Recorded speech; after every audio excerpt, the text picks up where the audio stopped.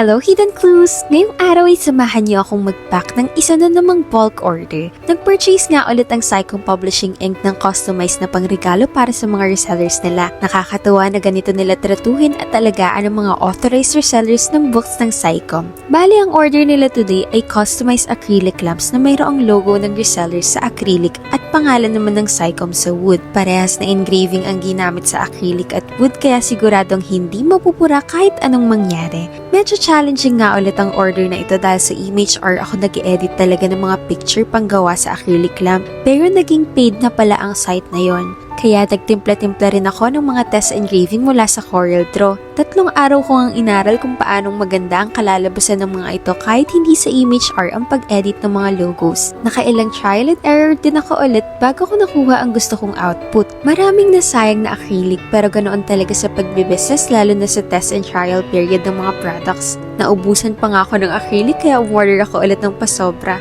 Buti na nga lang at mahabang palugit ang binigay sa akin ni client bago ang deadline nito. Kami na rin nga ang nag-deliver nito sa Psycom kasi kinakabahan ako na baka mabasag dahil bulky ang 10 boxes ng custom acrylic lamp. Kainaman nga na hindi bumabagyo noong bumabiyahe kami dahil nakamotor lang kami. Masaya naman ang mga resellers sa gifts na ito at walang nasira sa biyahe dahil sulit na sulit sa bubble wrap ang bawat package. Ayun lang, salamat sa panonood!